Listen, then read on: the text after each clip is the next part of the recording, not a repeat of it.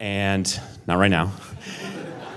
In this story, I'm 17, and I'm on a Greyhound bus, and I'm trying to keep from freaking out. Like I feel like I'm in this battle with my physical heart because I can feel it just pounding super fast. I don't know if you've ever you've been so nervous or so freaked out that you can feel your heartbeat in your fingers or in your toes. And I can feel it's just racing so fast. And I remember sitting on this bus and it was cold outside, and so the window was cold. And I remember leaning my head against the window, trying to just rest a little bit, but my face was so flushed, the window felt so cold on my face. And I remember I'm sitting there and thinking, okay, the only way to do this is that I just have to do it. So I pulled my phone out of my pocket and dialed the number and paused for a second. And then I hit send. And I remember I put the phone to my ear, and I was trembling. I was shaking, and I was shaking so much. I remember the speaker hitting my mouth and the receiver hitting my ear and doing this little thing on my face. My hand was just trembling so much. And it rang, and it rang. And I remember thinking, I don't even know if I want him to pick up. I don't know if I want him to answer, because this conversation that I know we have to have is making me so nervous. I don't really want to have this conversation, but I know I have to, and I don't really know how to do it. And I know that I want it to be over with. I want to just have this conversation, but I also am so scared to do it that I don't even know if I can. And it rang, and it rang, and it clicked over to voicemail. And the voicemail was so familiar to me, because I'd heard it 1,000 times before. Hello, you've reached David Kaiser. I'm sorry I missed your call. Please leave a message. And I remember I knew the end of that voicemail. And I remember knowing that the end is coming and I'm going to have to speak now, and not knowing what to say at all. And I felt in that moment, the strength just leaked out of my feet. It just felt, I don't know if you've ever felt so emotionally overwrought that you don't have any energy. And then it beeped, and I said, Dad, I am having such a hard time with you, and I don't really want to be a part of the family anymore, and so I'm running away. And this is my phone call to let you know. Then I shut the phone and sank back into my chair, hoping to feel relieved, but not at all. And I remember turning the phone off and telling myself it's because I need to save the battery for the remainder of this journey that I'm on, but really knowing that I'm turning this off because I want to avoid the phone call back. And maybe for the next hour and a half, I just tried to lean my head against the cold window and just calm down. I must have fallen asleep at some point past Detroit, because I woke up and saw where we were, and I decided that I should pull the phone. I should do this again. So I turned my phone back on. 3 missed calls, 3 voicemails, all my dad. The first one: if a voice could be fire, that's what it was. And part of the reason he and I weren't getting along very well was because of his anger, and so I was ready for that. The second voicemail was, hey, I made some phone calls. I know your plans. I know what you're doing, and I'm following you. And the third was, hey, I'm going to stop at Lansing. I've beat your bus there. You can either get off or I'll follow you until you get off, and I'll pick you up. And I remember battling in myself like, no, I'm running away. You are not coming to get me. No, this is not how this is going to go. But I also remember like just how, I don't know if if you have a dad, you know what the dad voice is. And it doesn't matter if you're like 18 or 36, it can make you feel like you're 3. And I remember getting off of the bus in Lansing and seeing his car and seeing him and just at the time, I felt like it was hatred in his eyes. And I walked around the car, and I sat down in his front seat. And I don't know if you ever had that moment where like you're so like nervous that like you're hyper aware. I remember the weirdest things. I remember what the seat belt felt like in my hands. Like I remember sitting in his car and smelling, like, you know, every car has the smell of the person who drives it, for better or for worse. And I remember sitting in the seat and just like, okay. And then I remember his door made the weirdest noise when it shut. It was like the quietest door shut I've ever heard in my life. And I remember shutting the door and just made that noise and just...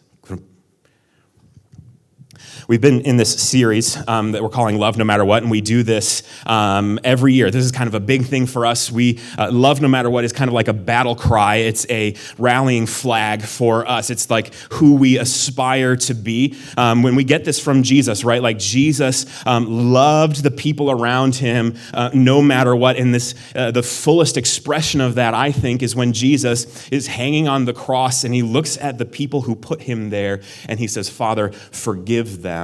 They don't know what they're doing. He had this posture, even toward his enemies, of loving them no matter what. And I think that there's really no harder place to do that than in our close relationships, right? Like it's easy to pull up on the side of the road and see somebody who's begging for money and take the change out of your cup holder and give it to them.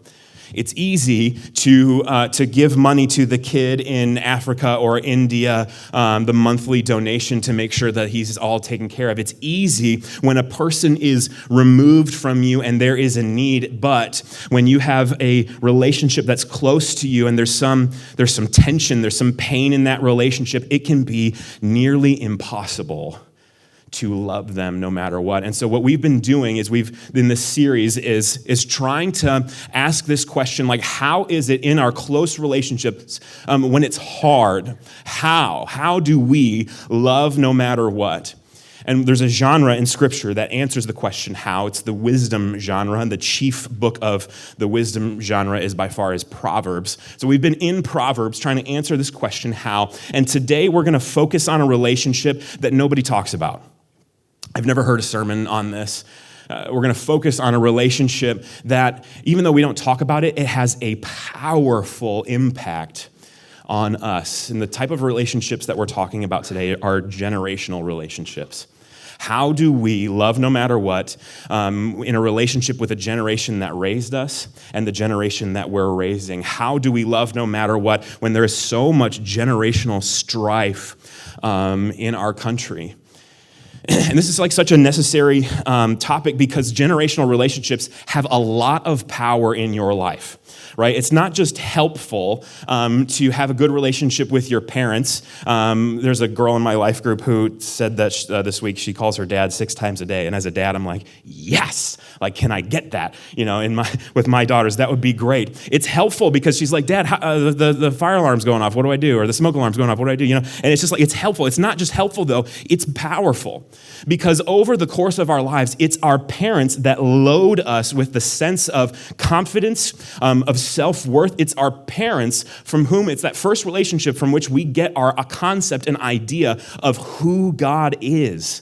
That's a powerful relationship, and it doesn't just stop when you're 18. You still call your parents probably. You still have a relationship with those people because the way that relationship is set up, they have the power to speak life into you.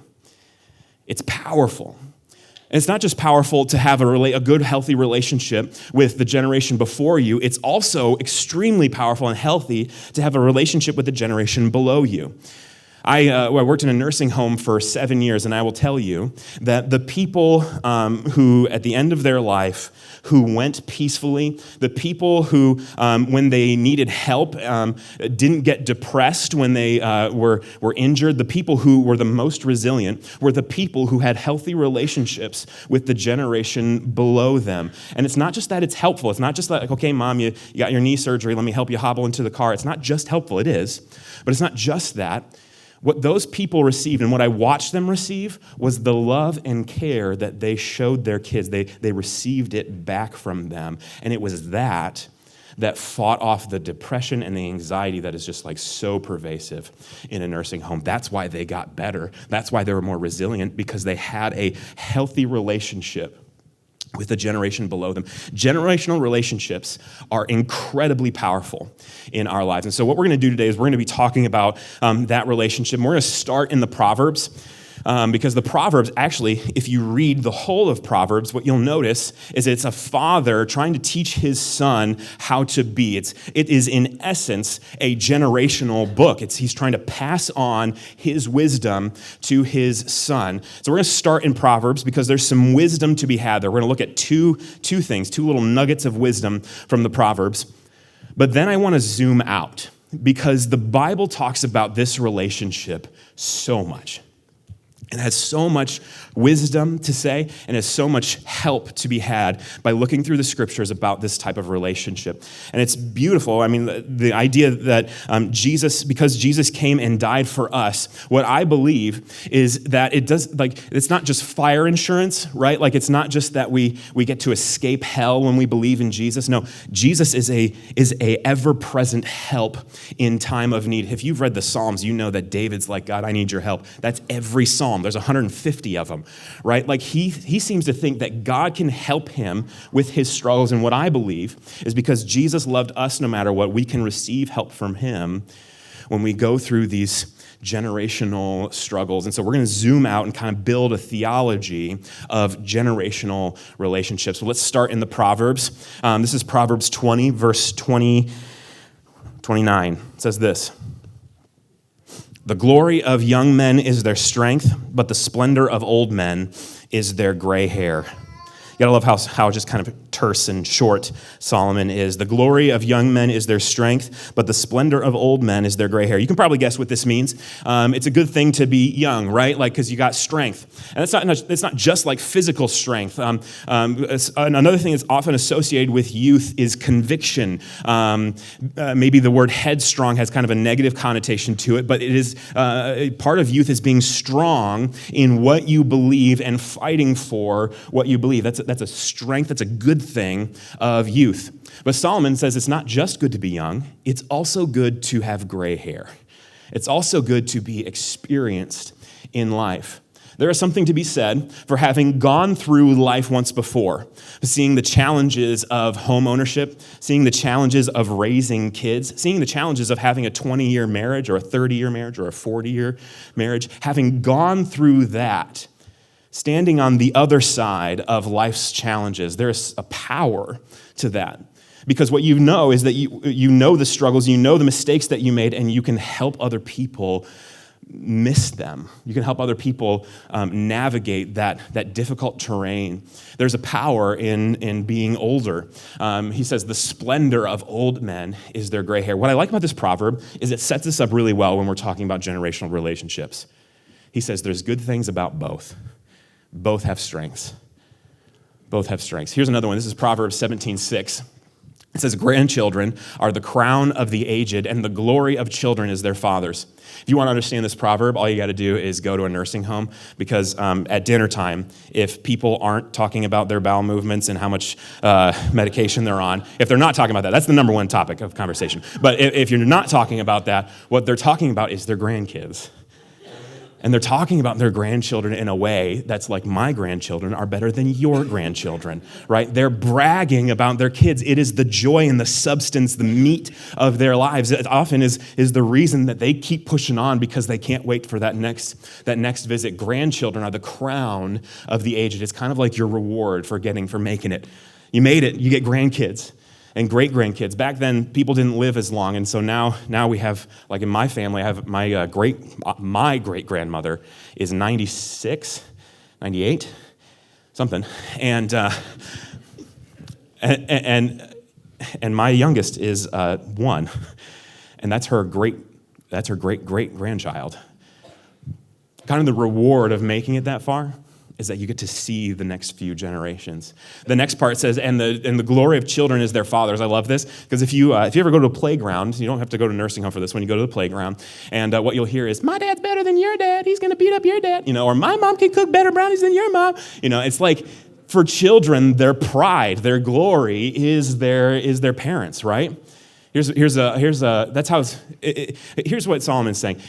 When it goes well, it goes well. Like when everybody is behaving and when everybody is seeking unity in generational relationships, he uses the word crown and glory. It's very beautiful. Here's when it goes kind of wrong, though. This is Proverbs 10:1.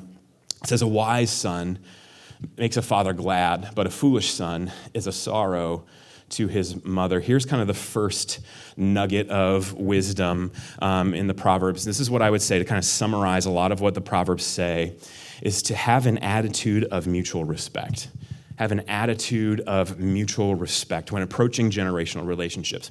By far, the command in the scriptures is that the younger generation should honor and respect the older generation. So that's definitely something that if you are a part of a younger generation, that's something that we need to hear, that we have to approach our generational relationships with a sense of respect. But if you've looked at the Proverbs that we just looked at, Solomon doesn't just say, respect your elders and leave it there, right? He also talks about how there's good things in the younger generation. He talks about how they can be your glory and your strength. And so if you are a member of an older generation, having a common value for that relationship, an attitude of mutual respect, will go really far. If a person wants to have a relationship with you and they're very respectful of you, does that make you want to have a relationship with them? Yes. If they're disrespectful to you, does that make you want to have a relationship with them? No. Here's the thing. Respect, mutual respect, is the environment. It's like the soil that healthy generational relationships spring out of. Mutual respect is the soil that healthy generational relationships kind of spring out of. That's kind of nugget number 1. Have an attitude of mutual respect. Here's nugget number 2. We'll start with that one. Listen. Listen. If you read the Proverbs, there's really only one command in the Proverbs, and it's to listen, to hear. I'm going to show you a couple of them. Here's Proverbs 1:8. Solomon says, hear, my son, your father's instruction, and forsake not your mother's teaching. When you're part of the younger generation, Solomon's saying, listen. Don't walk away from the lessons that your parents are trying to teach you. Here's Proverbs 2:1. My son, if you receive my words, and treasure up my commandments with you. And he goes on to say, but here's the whole thing. He's saying, don't just listen, like receive them, take them in and treasure them. Treasure these things. Here's another one from Proverbs 4:10. Hear, my son, and accept my words, that the years of your... Man, somebody's alarm just went off, and I was like, oh, time to wake up. Okay, anyway. Sorry, that's my alarm. Anyway, hear, my son, and accept my words, and the years of your life will be many. He's saying, hear, listen. Here's another one, Proverbs 4:20. My son, be attentive to my words. Be attentive. Incline your ear to my saying. By far, the command that is repeated over and over in the Proverbs is to listen. And I have to say this, that this is very much directed at the younger generation, right? Like if you want to understand generational relationships in Scripture, what you have to know is that by far the overarching command to the younger generation is to listen, obey, and honor. Now, listen, obey, and honor, but we're just talking about listening right now, is to listen. But there's something really interesting about the Proverbs. There's like a secret, hidden narrative that's going on here. Because if you ask this question, how were Solomon's generational relationships? You're going to see a whole different story. I want to show you this place. Can we put the picture up? This place has a lot of significance. This is the ancient city of Shechem. Shechem, which is a great, fun word to say, Shechem. This place has a lot of significance in the history of Israel. This place has the reputation of being a bloody, violent place. And the reason for that is that this seems to be the place over and over in the scriptures where rebellions start and are quashed. So I want to show you, I'll highlight one. If you can look at the kind of the top left corner of that picture, there's a little square. The top right, the big square there is what was called the Tower of Shechem. There's this story in Judges, which if you haven't read Judges, you should because it's really entertaining. There's a story in Judges where there's a rebellion in Shechem. And the reason rebellions happened in Shechem is because it was centrally located. If you can get something started there, it can spread to the rest of the country. So there's this rebellion there, and what basically happens is that the people in power come in and destroy the whole city. And it says that there's 1,000 people who die in that Tower of Shechem. It has a very violent and bloody history. It is Shechem in which Rehoboam, the son of Solomon, decides that he wants to be crowned king. And you have to think to yourself, idiot. I mean, just like that place represents so much. Why would you do it there? So the story goes, all of Israel has gathered to Shechem to watch Rehoboam be crowned king. And one thing you got to know about Rehoboam and Solomon, well, one thing you should know about Solomon is that he wasn't really a great guy. He's got a good reputation. He's like, oh, he's super wise, awesome. And he was very wealthy. He's one of the most wealthy kings that ever existed. Yeah, okay, but the reason that he got wealthy was because he used forced labor.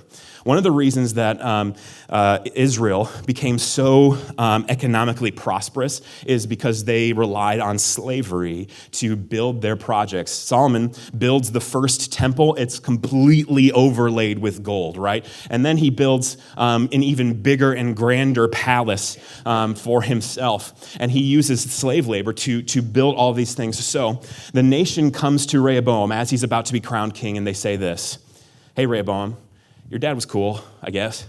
Hey, can you lessen up on us? Can you lighten up a little bit? Like, could we not work so much? And you have to understand what's a part of that question. They're all gathered in this centrally located place, and before he's crowned king, they ask him that. So you have to understand this is a little bit of a threat, right? Hey, what kind of king are you going to be? So then Rehoboam at first does something wise. He says, give me 3 days. I want to think about it. And then he goes and he talks to his father's advisors, who were a part of the people who understood how if the people are against you, it's hard to rule over them. It seems like something simple, but whatever. So they say, Solomon, you're going to have to be nice to these people. Or Rehoboam, you're going to have to be nice to these people. And he's like, oh, dang it. So then he goes and he talks to his other friends who he grew up with, his drinking buddies, who were part of the gentry, the nobility, who didn't really have a connection to the people. And he says, guys, man, these old people, they want me to be nice to people, and I don't want to do it. So then they say, here's what you should, Rehoboam, here's what you should do. Here's what you should say. You should go out and you should say, my father disciplined you with whips, but I will discipline you with scorpions. They say, power up, be strong, and they'll follow you. So not to be outdone, Rehoboam goes before the people, and the very first thing he says is that my pinky is thicker than my father's thighs. I'll let you just understand that. And then he says, my father disciplined you with whips, and I will discipline you with scorpion stings. And that is when the civil war starts. And he loses the top 10, the northern 10 tribes of Israel, and he only can, his rule and reign lasts only for the southern kingdom, the 2 tribes of Judah and Levi. And so Israel's history parts ways at this city because Solomon's son was a fool. He was a fool. And you have to kind of see this because Solomon, the question that I have to ask is how did the wisest man in the world raise a fool? Like, how did the guy who's got the reputation for the wisdom that is unsurpassed, how did his son then go and make this decision? Why didn't his son listen to him? Here's the secret narrative that is through the Proverbs and through 1st and 2nd Kings, I think his son did listen to him. Here's the thing, and this is what you have to hear if you're a part of an older generation. Your life is louder than your words. Your life is louder than your words. He did listen to Solomon. You know how many wives Rehoboam had? A lot. Do you know why Rehoboam wanted to continue forced labor in during his reign? Because that's what made his dad rich. Did you know why? Do you know how many kids Rehoboam had? I think it was like 88. I have 5, and I'm like, whoa. 88 kids. Rehoboam, in almost every way, tried to repeat the lifestyle that his dad lived. And because his dad's life was louder than his dad's words, Solomon ended up repeating the generational mistakes that Solomon made, only this time it was way worse.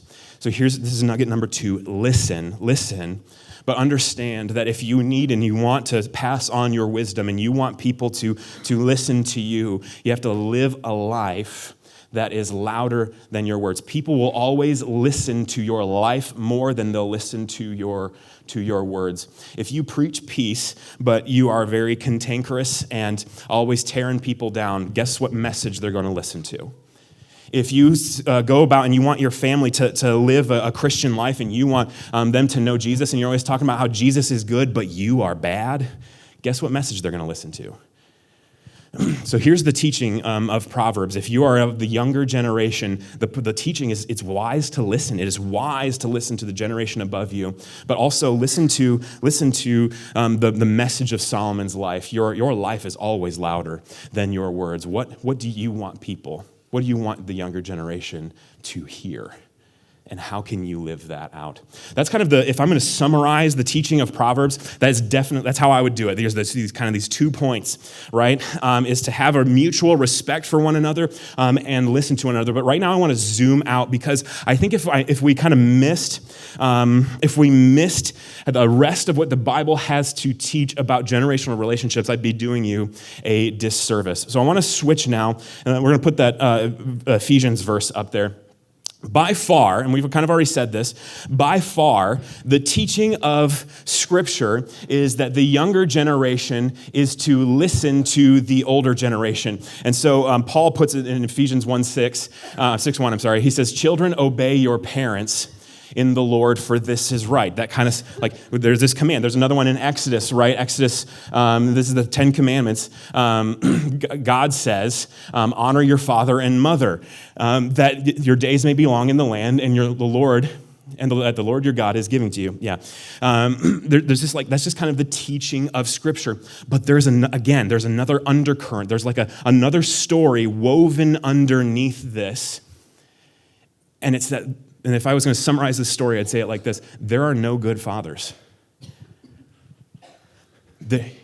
I would challenge you to think of 3. Try and think of 3. I got 2, and I spent a week on it. 2 good fathers in the whole of Scripture. I think you could say that Joseph, Jesus' father, was pretty good. And then I think you can look at the guy in Mark who brings his demon-possessed son to Jesus, and Jesus says, "Oh, you faithless generation." And the father says, "I believe, help my unbelief." That seems like a good dad. I got 2. See, here's the thing. Adam is the first father. He kind of messed everything up. And one of his sons killed another son. And I know that's not like directly his fault, but I got to think that's a failure of parenting on some level. I'm just saying. Noah's like, when you're a kid, you're like, yay, Noah, he built an ark, and isn't that so great? After he built the ark, Noah gets drunk and passes out naked, and one of his sons sees him, so he pronounces a generational curse on his son. Not a good dad. And then you have Abraham, who's like the father of many nations, right? And he is, at the end of his life, he ends up having, I think, about 7 sons, and all of them hate each other. And if you read the story, it might have something to do with how Abraham treated their moms, maybe. But also, he begins this cycle of favoritism. And he has a promised son. And here's the thing. If you have like a promised son, make sure that the other sons feel good too, right? That's just he favors the one promised son. And because of that, it causes all of this strife. That son, his name is Isaac. Guess what he does? He plays favorites. And it causes Esau and Jacob to fight. And Jacob runs, the whole story. Jacob runs away because Esau wants to kill him. You know what Jacob did? He played favorites too. This generational curse of playing favorites started with Abraham, and he played favorites. He loved Joseph. You remember he gave him a coat of many colors. You know how that worked out for him. So Jacob's not a good dad. If you look at David had a ton of sons, and they all wanted to kill each other, and in some cases they did. Didn't work. That's not great. There's no good fathers in the scriptures. Here's the thing. I think that God is saying something subtly here, that he's the only good father, right? That the generation above us will always let you down, but God is the one who can fulfill that need. I think we see that the most in Jesus, right? Jesus' father was good, but he's absent. You don't see Joseph, Jesus' father, in the Gospels, but in the beginning. And Jesus has this very rich theology, this very rich relationship with God the Father, and he's constantly saying, my Father does this, my Father does this, my Father does this. I think Jesus is modeling that when your fathers are absent, or they let you down, or your father hurts you, and there's some generational strife, it is God who can fulfill that need. Everything you miss in your earthly father, you can get in God. There's 12 verses throughout Scripture, this is by my count, so maybe there's more, 12 verses in which God refers to himself as a mother. You have to know that God is genderless, and he reveals himself as a father sometimes, but also as a mother sometimes. The most famous one is when he says to Jerusalem, I want to gather you like a mother hen gathers her chicks. I want to spread my wings over you. God's revealing himself as a mother. Another place he says, I birthed the mountains that surround Jerusalem. God sometimes refers to himself as a mother. You have to know this, that if we're going to build a generational theology, if we're going to understand what the Bible has to say about generational relationships in the scriptures, the most common and by far the strongest theme is that people always let you down. They just do. But that's why God exists. That's why he came. That's why he sent Jesus to fix this problem. I want to show you just this one more verse in Exodus 34:7. This is God speaking to Moses. And I just want to focus your attention on the last part of this. He says, visiting the iniquity of the fathers on the children and the children's children to the third and fourth generation. A lot of theologians point to this verse as sort of a theology of that generational curse, right? So we saw that in Abraham, Isaac, and Jacob. This favoritism that completely destroys their families is repeated generation after generation after generation. One of the ways that God has set up this world to work is that sin, when left unchecked, it repeats itself, not just in your life, but also in the lives of your kids and their kids. In a couple weeks, November 9th, we're going to be doing a class. It's called Emotionally Healthy Relationships. It's a one-day event. This is a Saturday. It's from 10 to 5 here at the church. Lunch is provided. I know that's the most important thing. EHR, Emotionally Healthy Relationships. One of the exercises that we're going to do is called a genogram. And that's basically where you map out your family tree and you write out kind of what that person was like. And then you do the next one. You write out what that person was like. And then you kind of, when you're all done, you look at it and you look for patterns. It can kind of help you become aware of those generational curses, those generational sins that repeat themselves generation after generation. Here's what I'm kind of building to. The reason that generations always fail the next one, and if you're a part of an older generation, you're like, oh, I'm feeling bad. Don't worry, the next generation is going to do it too, okay? So you're not alone. It just means that you're human.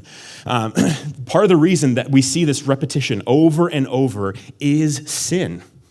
Sin has a way of infecting families and wreaking havoc. What sin does, if you study like Genesis 3, what sin does is it wiggles its way into a perfect, idyllic place. Wherever love has built up comfort, wherever love has built up safety, wherever love has built up encouragement, wherever love has come and woven hearts together, that is where sin wants to go. And what sin does is it separates. If you read Genesis 3, there's 3 separations. There's a separation from us and the earth, from us and God, and from us with each other. What sin does is it separates, it divides. And so the problem is that sin wiggles its way into this place where love should be building and binding and beautifully growing healthy generational relationships. Sin works its way in there to tear it apart. That's the bad news. But there's good news. Can we go to that Ephesians 2? I want to show you this really quick. This is Ephesians 2. It says, Paul says, so then you are no longer strangers and aliens because of what Jesus did. You are no longer strangers and aliens. You're no longer a part of, you're no family. Like you do belong now, but you are fellow citizens and saints of the members of the household of God. There's so many teachings on this, so I had to focus on one. But what Paul is saying here is that we are family members of God. There's a psalm where David says, you put the lonely in homes. Part of what God is doing through the sacrifice of Jesus is giving us the ability to engage and belong and be a part of the family of God. And I want you to see this because we talked about this earlier, how Jesus really models this. For Jesus, there's this story in which the Pharisees, like the religious leaders, they come against him and they basically insult him. They say, who's your dad? Because his dad is gone. And what they're implying is that Jesus' mother got pregnant from a different guy. And Jesus, that's like a moment like on the playground where you're just like torn, right? Like that's a moment when somebody brings up how bad your parents are and how bad therefore you are, when they're trying to shame you. That's like the moment where you die a little bit inside, or you respond with fighting because you're so hurt, right? Jesus in this moment says, nope, I got a Father in heaven. I want you to see this. He's so confident in his relationship with his heavenly Father that the insults and the shame about his earthly father, they don't even touch him. They just like fall right off. And this happens because Jesus is so perfectly engaged in this relationship with God. And so here's this thing. Because of what Jesus did, because he took our sin and gave us his righteousness, now we have the ability to be a part of the family of God. And this helps us to heal our generational relationships. Because all of a sudden, you're not, when your dad or your mom didn't give you love growing up, or maybe they beat you, or maybe it was like bad, maybe they just wanted to put you down a lot. When you have that in your family, when you go to God, all of a sudden what happens is he gives you that love that you were missing. He gives you that comfort that you were missing, and your heart can grow. And when your heart grows, this is if Romans 5 says that his love is poured out into our hearts. When his love is poured into your heart, it overflows. This is one final proverb I want to show you. This is Proverbs, I believe, 17. Can we throw that up there? Yeah, 17:9. Whoever covers an offense seeks love, but he who repeats a matter separates close friends. Whoever covers an offense seeks love. It is wise to cover over the offenses of the generation that came before you. And you can do that because Jesus pours his love into your heart. He gives you the strength to bring unity into your relationships. My dad drove me home, and I remember this weird thing. I didn't think about my siblings knowing what I was doing. I was rebelling against my dad, right? I didn't think about, I'm the oldest of 5. I didn't think about how it would affect my siblings. And I remember getting home and them being so confused. Why are you doing that? And it was painful. It was hard to realize the choice that I had made. So my parents, they got me into counseling, and counseling kind of helped me realize that I wanted my dad to love me, but my dad at the time was a very harsh and critical person, and he was very hard to please, and always found problems in what I was doing. And so what I decided kind of subconsciously is that it wasn't worth the work. I didn't want to please him anymore. I didn't care anymore. And so I rebelled against that. And really, in my heart of hearts, I was so afraid of his disappointment. And so my counselor said, you should tell your dad that. So I remember I told him that, and I gave him a month to change, which is not long enough. And he didn't. And so I started to plan to run away again, because I was like, I'm done with this. And I remember one day he came to school because he figured out that I was doing this, and chewed me out in front of my friends, which really made me respect him. And then I remember later at home, he was so angry. He stood on the top of the stairs, and I was at the bottom. I was going to go down to the basement, I remember. And he said, "I'm so disappointed in you." And he emphasized that word, because he wanted to hurt me. 2 years later, he comes to me, and we have this kind of shamble of a relationship. He comes to me and he says, "Josh, I'm preaching this weekend on parenting, and I want you to be there." And dude, like the sarcasm that arose in my soul, right? You're gonna do that. Have you ever read these verses about integrity, Dad? That's what popped up. He said, "I really want you to come." Fine. So I remember sitting at the church that I grew up in the same seat, like the same row. When you go to church a lot, you have a place. And he stood up there and he told everybody that was closest to him, all of his mentors, all the people that he would normally have to perform for him to look good, he told them about his mistakes. And I think it was the first few minutes I just started crying, because it was just oh my gosh. I thought he came to talk about how bad kids are and how he powered up and handled it. But he came to be weak. He came to be vulnerable. And I sobbed embarrassingly loud throughout his whole sermon. I remember he stepped off of the podium, and I just instinctively walked up to him, and I gave him this huge hug, and I just started, oh my gosh, I'm losing it now. And I was just there was so much healing, and that was beautiful, because he confessed in a really strong way. But then he spent the next 2 years having intentional conversations with me, in which basically was this: how do I have a relationship with you? I want to have a good relationship with you. I want to love you. I want to be close to you. I want this relationship with you. How do I do it? And I remember we have built up this relationship so much. Now the mistakes that we've both made in the past don't matter anymore, because of the love that he showed me. And I have to tell you this, that I think that because of the gospel, because Jesus was weak and sacrificed himself, and that act is what brought us close to the Father, it gave my dad the strength to stand in front of everybody and to confess his weakness. And it was that weakness that brought us back together in this very powerful way. I call my dad once a week now.